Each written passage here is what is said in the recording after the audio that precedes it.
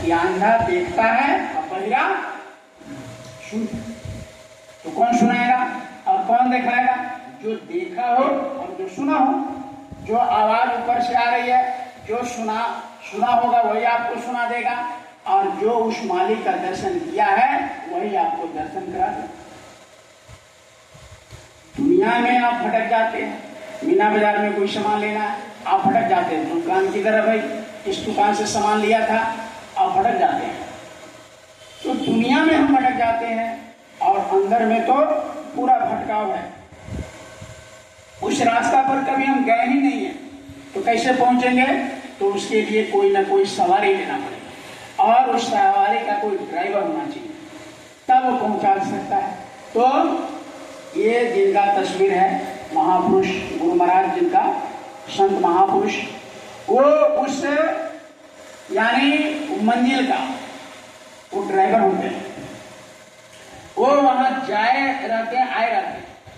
जैसे कोई मुजफ्फरपुर की गाड़ी है, उसमें बैठ जाएंगे, मुजफ्फरपुर का ड्राइवर मुजफ्फरपुर पहुंचा देगा, पटना का पटना पहुंचा देगा, दिल्ली का दिल्ली पहुंचा देगा, जो जहां देखा होगा वहां तक पहुंचा देगा।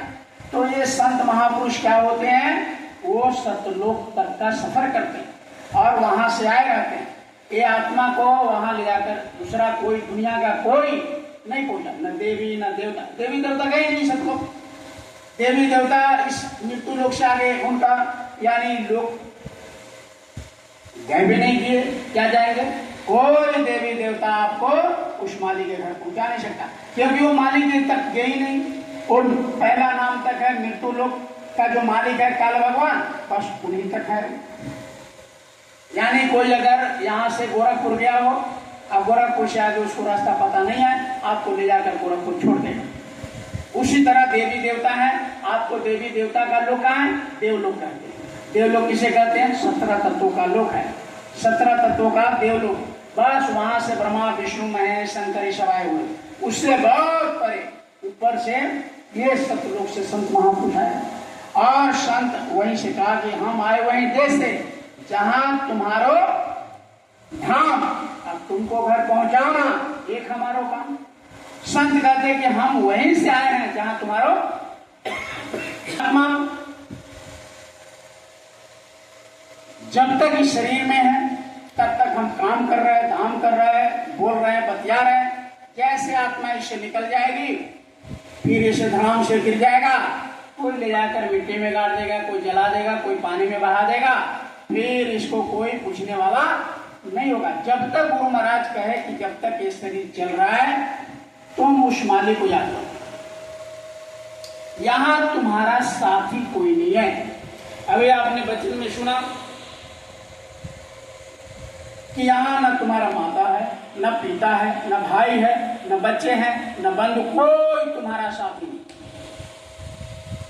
अब ये नहीं है कि माता पिता भाई बहन नहीं है तो उसके साथ मत बात करो ना, ये नहीं कहा गुरु महाराज ने। गुरु महाराज ने कहा सबका कर्जा है, माता का, पिता का, भाई का, बेटा का, देश का, दुनिया का, ओस का, पड़ोस का, सबका कर्जा है। सबको सेवा हम करेंगे, लेकिन इस आत्मा का वो कोई काम नहीं कर सकता। ना भाई कर सकता, ना पति कर सकता, ना पत्नी कर सकता, ना बेटा कर सकता। इस आत्मा का कल्याण वो नहीं कर सकता। कौन करेगा? गुरु करेगा। ताकि गुरु बिनु भव निधि करे न कोई, चाहे फिरंची शंकर सम हुई। तुम शंकर के समान हो जाओ, फिर भी शिक्षा में बैठने जैसे को कैसे बैठो। आत्मा किसे कहते हैं? आत्मा रूह किसे कहते हैं? ये खुद परमात्मा है। जैसे एक गिलास पानी आप निकाल लीजिए कहीं से, तालाब से, बाल्टी से, कहीं से निकाल लीजिए, और उसको फिर से तालाब से जैसे एक लोटा पानी निकाल दिया और फिर उस एक लोटे को तालाब में डाल दिया। अब कोई पूरे दुनिया के इंजीनियर को, दुनिया के साइंटिस्ट को, दुनिया के पढ़े लिखे विद्वान को, आचार्य को, पंडित को, ज्ञानी को, किसी को भी दुनिया का सबसे बड़ा विद्वान को कहा जाए कि भाई एक लोटा पानी जो हम तालाब से निकाले हैं और फिर तालाब में डाल दिया, उस पानी को, एक लोटा को खोजो तुम, कोई दुनिया का शक्ति नहीं खोज सकता। क्यों भाई? क्योंकि वो पानी पानी में मिल जाएगा। आप एक बाल्टी पानी लाओ, एक बाल्टी पानी से गिलास निकाल लो, एक गिलास पानी, और उस एक गिलास पानी को फिर बाल्टी में डाल दो, दुनिया का इस चंदमारी का कोई बड़ा विद्वान फिर उसे एक गिलास पानी को नहीं निकाल सकता, पूरे वर्ल्ड का विद्वान नहीं निकाल सकता। क्यों भाई? क्योंकि पानी में पानी मिक्स कर दिया, मिल गया। उसी तरह आत्मा क्या है? परमात्मा का अंश है। ये आत्मा डेवलप होकर के जब उस परमात्मा में एक बार मिल जाता है, स्वयं परमात्मा बन जाता है ये आत्मा। और इस आत्मा को हम देवी में, देवता में, भगवान में, पानी में, पत्थर में खोज रहे हैं। तो ये दुनिया वाले बेचारे भटक गए, दुनिया वाले बेचारे को पता नहीं ये आत्मा क्या है, देवी क्या है, देवता क्या है, परमात्मा क्या है, कुछ पता नहीं। सब खिचड़ी कैसे बनाते? खिचड़ी बनाते हैं जैसे चावल लगाया, दाल लगाया, सब्जी लगा दिया, सब एक ही साथ लगाकर बस बना दिया एक ही साथ, उसको कहते हैं खिचड़ी।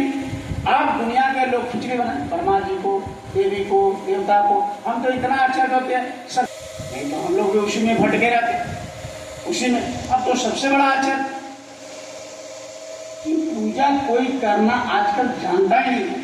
पूजा का मतलब होता है एक पाना पढ़ दो, पूजा का मतलब होता है 2 लाइन श्लोक पढ़ दो, बस पूजा हो गया। पूजा अगर वैसा होता था भाई, कैसेट इतना बजता है, इतना गायक सब हो गया, इतना अच्छा गाना गाता है, इतना बड़ा श्लोक गाता है, सब कुछ भगवान को प्राप्त कर लेता है। उसको नहीं कहते हैं 2-4 लाइन गा दिया, 2-4 लाइन श्लोक पढ़ दिया, उससे भगवान नहीं मिलता, तो उससे मुक्ति होगा। मुक्ति कब होगा? जब हम साधना करेंगे। साधना का क्या मतलब होता है?